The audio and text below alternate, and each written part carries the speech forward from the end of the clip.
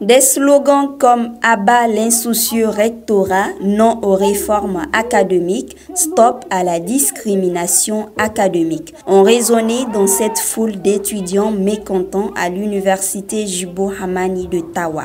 Ces mots, portés par des voix unanimes, témoignent de l'inquiétude croissante face à des réformes jugées suicidaires pour leur avenir académique. Le secrétaire général de l'UNUT souligne l'impact direct de ces réformes. Ces réformes ont fait d'énormes victimes. Plus de 400 camarades ont quitté l'université Djibo Hamani de Tawa. Des centaines de camarades ont perdu leur bourse grâce à l'application injuste et injustifiée de ces réformes académiques suicidaires. Donc quand on a prêté serment, on a glissé la question au niveau des autorités pour que de manière pacifique, cette question puisse être décantée. Après les différentes rencontres, on a déposé une plateforme revendicative dans laquelle la question de ces réformes académiques est le noyau central de cette plateforme revendicative. Là aussi, après les différentes rencontres, les autorités n'ont pas donné une suite favorable par rapport à la satisfaction de cette réforme. Aujourd'hui, après notre ultimatum de 72 heures, il y a eu quelques rencontres au niveau du rectorat et au niveau du gouvernorat. Et jusque-là, le rectorat se cantonne sur sa position initiale. C'est pourquoi nous sommes sortis aujourd'hui, pour qu'ils sachent, au-delà de nos voix, parce qu'ils ont tenu des réunions avec nous et on a parlé au nom de la base. Aujourd'hui, ils ont vu la mobilisation de la base de l'UNUT. Une base qui ne demande que la suspension de ces réformes, parce que ces réformes sont contre les militantes et militants de l'UNUT.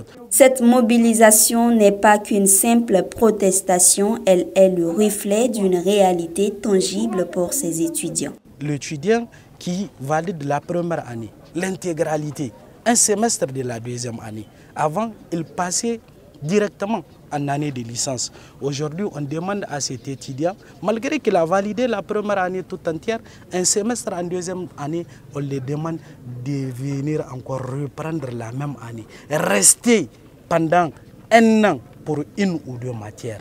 On l'autorise à prendre une inscription pédagogique et non une inscription académique. Alors que l'ANAB considère les inscriptions académiques non pédagogiques. Donc pour l'ANAB, l'étudiant, il est passé en deuxième année, mais pour l'ANAB, cet étudiant reprend l'année. Et ça fait en sorte que l'étudiant perd facilement sa bourse.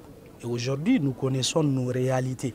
Et aujourd'hui, vous pouvez avoir beaucoup de camarades qui n'arrivent pas à se payer un ticket de 25 francs, un ticket de 40 francs, un ticket de 80 francs. Et aujourd'hui, cet étudiant, c'est grâce à sa bourse qu'il arrive à survivre. Et certains, ils envoient même une partie de cette bourse à la maison.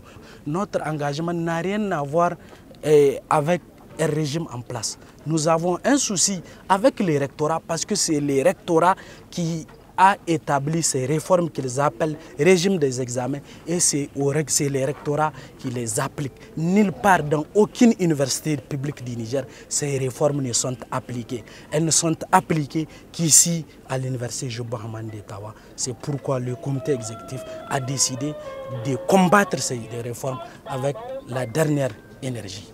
Un appel à la prise en compte de leurs revendications et un cri de ralliement pour une éducation équitable et de qualité. Ils souhaitent être entendus et voir leurs droits et intérêts préservés dans le cadre de toute réforme éducative future.